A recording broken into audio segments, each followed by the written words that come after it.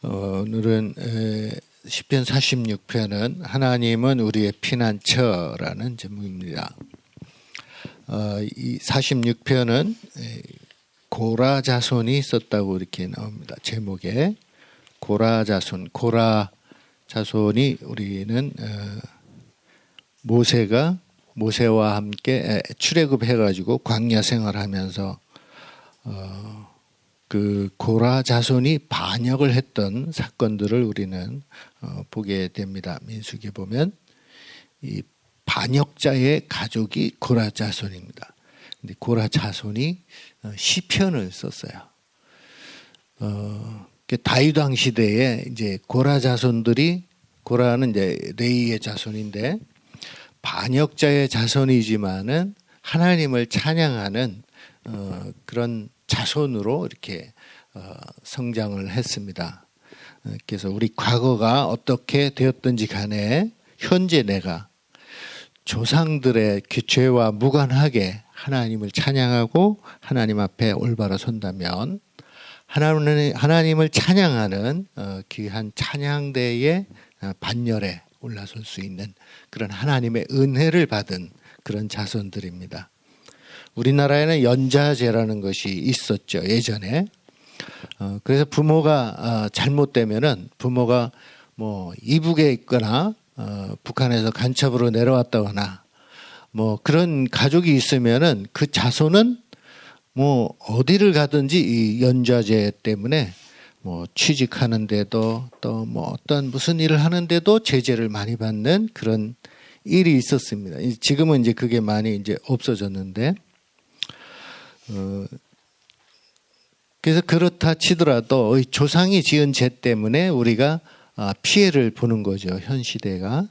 그런데 이 고라 자손은 얼마나 회개를 많이 했는지 다윗 왕의 신임을 얻고 성막에서 하나님의 성소에서 찬양을 하는 아주 최고의 그 대우를 받는 그런 무리가 되었습니다. 그래서 우리 과거를 묻지 말라고 뭐 그런 노래도 있잖아요. 그래서 우리가 과거를 생각하지 말고 우리 조상들의 죄를 생각하지 말고 현재 우리가 어떻게 행하고 있는가, 하나님 앞에 우리가 어떤 사람인가, 또 하나님은 나에게 어떤 분인가, 그것을 한번 생각해 보는 시간이면 좋겠습니다. 하나님은 나에게 어떤 분이신가? 하나님은 우리 가족에게, 우리 민족에게 어떤 분이신가 한번 짚어보고자 합니다. 하나님은 우리의 피난처시라고 그랬어요.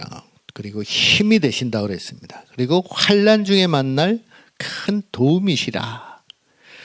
이것은 고라 자손이 찬양을 하면서 하나님 앞에 고백한 그런 내용입니다. 이 고백이 나와 여러분의 고백이 될 수 있기를 바랍니다. 하나님은 나에게 정말 피난처가 되십니다. 내가 위급할 때, 내가 힘이 필요할 때, 도움이 필요할 때 하나님은 나에게 정말로 필요한 피난처이고 나에게 없어서는 안 될 큰 도움이시라는 이런 고백이 우리 가운데, 우리 삶 가운데, 오늘 하루 가운데도 이런 고백이 나타날 수 있기를 바라는 것입니다. 오늘 시편에는 그런 많은 어려움들이 있었던 그런 배경이 되는 사건들이 하나 있는데, 열왕기하 18장에 보면은 그 히스기야 왕이 나옵니다. 히스기야 왕은 25살의 왕이 되었습니다. 25살 청년 히스기야는 왕이 되자마자 그 조상들, 그 왕, 그 아버지, 그 할아버지 이때에 지었던 그 우상들, 그런 종교 개혁을 시작을 했습니다. 그래서 산당을 다 부시고 그리고 우상들을 다 엎어서 불태워버리고 이런 아주 종교 개혁을 단행을 했습니다. 그래서 하나님 앞에 칭찬받았던 아주 그 남유다 지역에서 아주 최고의 하나님의 사랑을 받는 그런 왕이었습니다.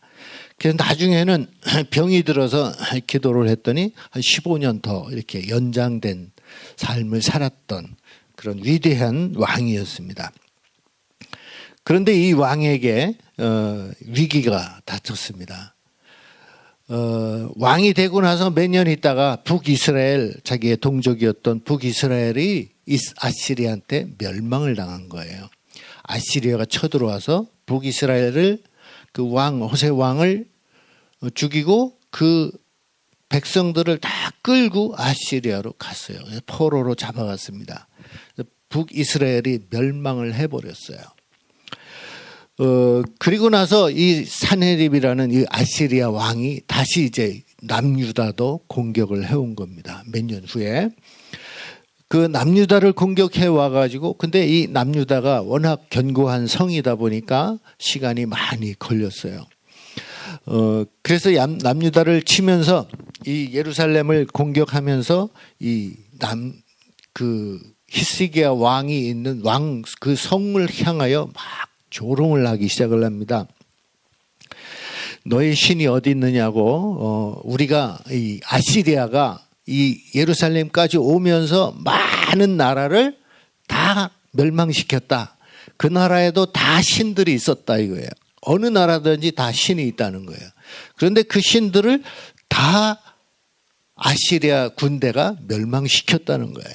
신이 있어봐야 아무 소용없다는 것이죠. 그러면서 너희들이 믿고 있는 여호와 하나님도 별거 아니다. 우리가 이 대군들이 와서 다 부실 것이다. 멸망시킬 것이다 하고 이 히브리 말로 아시리아 말이 아니라 히브리 말로 이렇게 조롱을 하는 그런 사건이 있었습니다. 그래서 이 히스기야 왕은 이제 벌벌 떨면서, 그 당시에 아시리아는 요즘 말로 말하면 미국 같은 그런 아주 최강대국이었습니다. 그래서 그 지역 팔레스타인과 그 아시아 지역 터키, 지금의 터키, 이란, 리비아 이런 땅을 전부 다 점령을 했던 이 아시리아이기 때문에 겁을 먹었습니다. 그래서 처음에는 어떻게 해서든 살아볼까 하고 조공을 바쳤습니다. 그 아시리아 왕한테. 그 성전에 있는 금이라는 금은 다 긁어내가지고 그 성전에 있던 기둥에 입혔던 성소에 있던 어디 있던 금이든지 다 긁어가지고 그 금을 모아서 그 왕한테 바쳤어요. 제발 살려달라고. 우리가 잘못했습니다. 우리가 죄입니다 하고 그 아시리아 왕한테 싹싹 비는 거예요. 그럼에도 불구하고 이 아시리아 왕은 물러갈 생각을 안 하고 포위를 하고 있으면서 계속 하나님을 조롱하고 있는 거예요. 계속 이제 곧 너희들은 멸망할 것이다 하고 이렇게 정신적으로 막 그냥 공격을 하고 있었던 것입니다. 그러니까 히스기야 왕은 이제 더 할 것이 없어요. 조공 바칠 금도 다 떨어져 버린 거예요. 그래서 이제 결국에는 항복을 하고 이사야한테, 그 당시 예언자였던 이사야한테 가서 우리가 어떻게 해야 될지 하나님 앞에 기도해 달라고 이렇게 부탁을 합니다. 그래서 이 이사야한테 갔을 때 이 왕궁의 그 신하들이 조복을 베옷을 입고 상복을 입고, 지금 말로 말하면 우리나라 이제 망했습니다. 하나님 앞에 기도해 주십시오. 우리가 어떻게 해야 될지. 그래서 이사야가 기도합니다. 기도하니까 걱정하지 말라. 두려워하지 말라. 하나님은 우리의 피난처다. 하나님이 이 아시리아를 멸망시킬 것이다 하고 이렇게 예언을 해줍니다. 그런데 다시 돌아와서 보니까 이 히스기야 왕이 또 이제 그 이사야의 충고를 듣고 그 권고를 듣고 힘을 얻어서 또 하나님 앞에 기도합니다. 이사야가 기도합니다. 전 국민이 기도합니다. 하나님 앞에 무릎을 꿇었습니다. 이제 할 일은 이 유대인 백성들이 할 일이 아무것도 남지 않았어요. 오로지 하나님께 맡겼으니까 이제 그 하나님의 손에 이제 이 유대인의 생명은 넘어간 거예요. 이제 하나님이 하실 일만 남아 있는 거예요. 그날 밤에 하나님이 역사하셨습니다. 다음날 아침 새벽에 일어나서 보니까 이 아시리아 군들이 다 없어져 버린 거예요. 도망가 버린 거예요.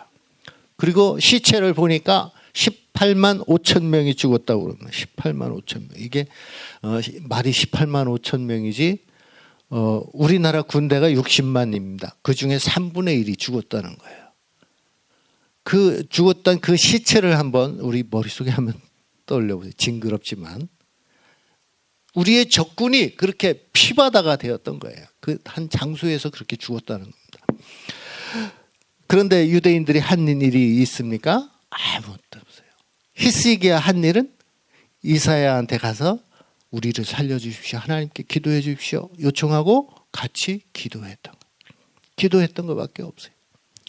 히스기야는 그 종교 개혁을 감행해가지고 우상을 다 없애고 산당을 다 없앴던 그런 위대한 왕이었어요. 종교 개혁자였습니다. 하나님 앞에 그 무릎을 꿇을 줄 아는 그런 지도자였지만은 전쟁이 났을 때 하나님을 찾기보다 우선 조공을 바치고 현실을 보는 그런 왕이었던 거죠. 결국은 이 히스기야 왕의 뭐랄까 영적인 교만을 꺾기 위한 하나님의 작전이었지 않나 이렇게 보는 것이 타당하라고 봅니다. 히스기야는 이제 자기가 하나님 앞에 떳떳한 거였어요. 그 승승장구하면서 모든 우상을 다 없애버리는 그런 아주 위대한 개혁자가 되었으니까 얼마나 종교적으로 하나님 앞에 떳떳하겠습니까? 그 떳떳한 그 교만한 영적으로 교만한 이 히스기야를 겸손하게 만들기 위한 하나님의 작전, 하나님의 열심, 결국에는 겸손케 하시려는 하나님의 열심이 이사야에게 또 온 국민에게 하나님 앞에 무릎을 꿇을 수 있도록 아시리아라는 이웃 나라를 동원을 해서 이 히스기야를 겸손하게 만드신 것입니다. 하나님은 우리의 피난처가 틀림없습니다. 우리의 힘이 되시는 것이, 우리의 도움이 되시는 것이 틀림이 없어요. 땅이 변하든지 산이 흔들려서 바다 가운데 빠져버리든지 바닷물이 솟아나가지고 어떤 태풍이 불더라도 그 넘침이 산을 흔들지라도 하나님은 우리를 두려워하지 않게 하시는, 우리의 기도를 응답하시는 그런 분이에요. 다만 우리의 교만 때문에, 우리의 영적인 교만, 내가 기도 좀 한다, 내가 전도 좀 한다, 내가 교회 열심히 한다, 내가 말씀을 좀 안다, 이런 교만 때문에 하나님은 우리를 그런 흉흉한 바다의 태풍 가운데, 혼란 가운데, 전쟁 가운데 우리를 잠시 놓아주시는 거예요. 그러나 결국에는 하나님은 승리하시는 그런 하나님, 우리를 하나님께로 인도하시는 그런 분입니다. 6절에 보면은 문나라가 떠들며 왕국이 흔들렸더니 그가 소리를 내시매 땅이 녹았도다. 만군의 여호와께서 우리와 함께 하시니 하나님은 우리의 피난처시라. 와서 하나님의 행적을 봐라. 그 땅을 항무지로 만들었다. 땅 끝까지 전쟁을 쓰게 하시고 활을 꺾고 창을 끊으며 수레를 불사르신다고 그랬습니다. 10절에 우리가 오늘 중요하게 생각하는 말씀, 이르시기를 너희는 가만히 있어 내가 하나님 됨을 알지어다. 너희는 가만히 있어 내가 하나님 됨을 알지어다. 내가 문나라 중에서, 내가 세계 중에서 높임을 받으리라. 만군의 여호와께서 우리와 함께 하시니 야곱의 하나님은 우리의 피난처시로다. 하나님은 우리의 피난처가 틀림없습니다. 문나라 중에서, 세계 중에서 하나님은 나에게 갇혀 있는 분이 아닙니다. 내 하나님이 되시지만은 우리의 하나님도 되신다는 거예요. 두세 명이 함께 있을 때에 그 자리에 함께 하신다고 하나님은 함께 하시고, 하나님의 나라가 이 땅에 임한 너희 가운데 있다. 그래서 하나님의 나라가 너희 가운데, 예수님의 말씀입니다. 그래서 나를 벗어나서 우리라는 건 교회를 말하는 거 아니겠어요? 우리 광산교회뿐만 아니라 광산구에 있는 모든 교회를 하나님은 교회로 보시는 거예요. 우리 광산구에 있는 교회뿐만 아니라 온 광주, 우리 대한민국에 있는 모든 교회가 하나님을 하나님 되게 만들어야 되는 것이죠. 세계에 있는 모든 교회들이 하나님의 하나님됨을, 하나님의 여호와 되심, 하나님의 그 피난처 되심, 그것을 이 땅에 전하는 그 사명이 우리에게 있는 것이에요. 그래서 우리가 전도를 하고 선교를 하게 되는 것입니다. 하나님을 우리 나 속에, 내 속에만 감추어 두어서는 안 되는 것이죠. 축소시키면 안 되는 겁니다. 히스기야가 아무리 종교개혁을 했더라도, 아무리 기도 많이 했더라도 자기 안에 갇혀 있다면 하나님을 자기 속에 가두는 것이 되죠.